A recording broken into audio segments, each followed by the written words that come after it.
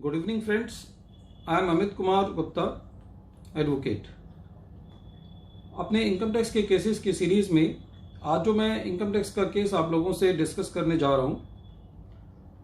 वो सेक्शन 147 और 148 की असेसमेंट पर है। ये एक ऐसी असेसमेंट होती है जिसमें असेसी और डिपार्टमेंट के बीच में काफ़ी टसल रहता है, क्योंकि सेक्शन 148 के पावर्स को यूज़ करते वक्त डिपार्टमेंट जो है वो असेसी की पिछले 6 सालों की असेसमेंट कर सकता है। तो असेसी को हमेशा एक डर बना रहता है कि कब भी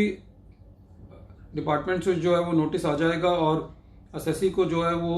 असेसमेंट प्रोसीजर में जाना पड़ेगा। और जब 6 साल पुराने नोटिस आते हैं तो असेसी के लिए बड़ा मुश्किल हो जाता है कि 6 साल से पुराने पेपरों को कलेक्ट करना।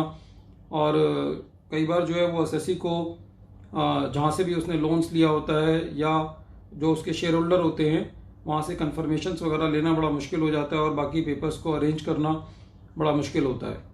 ये कहने में बहुत आसान लगता है कि ये एक असेसी का ड्यूटी है कि वो असेसी जो है वो सारे पेपर्स को अरेंज करे, सारे एविडेंसेस इकट्ठा करे और उसके बाद भी असेसिंग ऑफिसर को सेटिस्फाई करना कि उसका जो सोर्स है वो जेन्युइन है, जो लोन देने वाले हैं, जो subscriber to the share capital हैं, उनकी क्रेडिट वर्थीनेस है और उनकी आइडेंटिटी है। जनरली आइडेंटिटी प्रूव करना मुश्किल नहीं होता, लेकिन डिपार्टमेंट जो है वो ट्रांजैक्शन की जेन्युइननेस को लेकर के बड़ा सेंसिटिव है। और जितने भी कोर्ट के भी डिसीजंस आजकल आ रहे हैं वो जनरली जो है वो असेसी के विरोध में आ रहे हैं। बहरहाल यहाँ पे ये मैटर नहीं है। यहाँ पे असेसिंग ऑफिसर ने असेसी को एक नोटिस इशू किया सेक्शन 148 में, जिसमें उसने ये नोटिस इशू करने का ये कारण बताया कि असेसी ने अपनी रिटर्न फाइल नहीं की है, जबकि असेसी ने कुछ लोन्स ले रखे हैं जिसको डिपार्टमेंट जो है वो सेक्शन 56 के अंदर जो है वो असेसी की इनकम में जोड़ना चाहता है, इनकम फ्रॉम अदर सोर्सेज में, ये कहते हुए कि ये लोन्स जो हैं वो जेन्युइन नहीं है और असेसी ने ये लोन्स जो हैं वो कैश देकर के लिए हैं। जब असेसी ने इस नोटिस को हाईकोर्ट में चैलेंज किया तो हाईकोर्ट ने बड़े ही इंटरेस्टिंग तथ्यों को अपने ऑर्डर के अंदर बताया। हाईकोर्ट ने कहा कि सेक्शन 148 के नोटिस का जो मेन आधार है वो रीजन टू बिलीव है। जब भी असेसिंग ऑफिसर नोटिस इशू करता है तो असेसिंग ऑफिसर को अपने नोटिस में ये बताना होता है कि असेसी ने अपनी टैक्स की चोरी कैसे की है, अपनी इनकम को कैसे छुपाया है, वो नोटिस से पता चलना चाहिए। हालांकि सफिशिएंसी ऑफ द रीजन जो है वो असेसिंग ऑफिसर को बताने की जरूरत नहीं है, लेकिन जो भी असेसिंग ऑफिसर के पास मटेरियल है और जो भी असेसिंग ऑफिसर ने मेहनत की है उस इंफॉर्मेशन के बिहाफ पे और असेसी के रिटर्न के बिहाफ पे, उसको एक उसके बीच में एक ब्रिज बनाना है और ये बताना है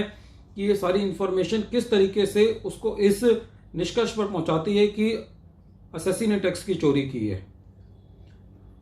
जो प्रेजेंट केस था उसमें असेसिंग ऑफिसर ने बड़ी ही ब्लाइंडली नोटिस इशू किया और उस नोटिस में ये कहा कि असेसी ने अपने इनकम टैक्स की रिटर्न जो है वो फाइल नहीं की है, जबकि वास्तव में असेसी ने अपने इनकम टैक्स की रिटर्न फाइल की हुई थी और डिपार्टमेंट ने उसकी रिटर्न को सेक्शन 143 सब सेक्शन 1 में एक्सेप्ट भी किया हुआ था। खाली यही एक कारण था कि असेसी जो है वो अपनी अपील को हाईकोर्ट में जीत गया और हाईकोर्ट ने ये कहा कि जब असेसिंग ऑफिसर ने इतनी बात ही नहीं देखी कि असेसी ने अपनी रिटर्न फाइल करी है और वो अपने नोटिस में ये लिखता है कि असेसी ने अपनी रिटर्न फाइल नहीं की, तो इसका मतलब यह है कि असेसिंग ऑफिसर के पास नोटिस इशू करते वक्त कोई भी वैलिड रीजन नहीं था, कोई भी मजबूत रीजन नहीं था कि असेसी ने अपनी इनकम जो है अपनी इनकम पर टैक्स नहीं दिया है या कम दिया है। और हाईकोर्ट ने यह भी बात कही कि जो असेसी है उसने अपनी पूरी कोई भी इंफॉर्मेशन जो है वो छुपाई नहीं है और जो असेसिंग ऑफिसर है उसने कोई भी अपने दिमाग का, अपने विवेक का इस्तेमाल नहीं किया है नोटिस इशू करते वक्त, और कोई भी जो ब्रिज बनाने की कोशिश नहीं की है। जो भी असेसिंग ऑफिसर के पास इंफॉर्मेशन है और असेसी की जो रिटर्न है उसको देखते हुए कि असेसी ने कोई टैक्स की चोरी की है। तो फ्रेंड्स, इस केस से हमको ये पता चलता है कि जो रीज़न टू बिलीव है वो एक इतना बड़ा असेसी के हाथ में एक ढाल डिपार्टमेंट ने दी है, जिसका इस्तेमाल करते हुए असेसी जो है वो अपने सेक्शन 148 के थ्रू जो उसका हरेसमेंट होता है उससे बच सकता है और अपने अंगेस्ट की गई कार्रवाई को जो है वो कोर्ट में लड़ सकता है। Friends, I hope that you like my deliberation on the various income tax cases, and I appeal to you that if you like my deliberations on these cases, then you can subscribe to my channel so that the future notifications can come to your inbox. Thank you, friends.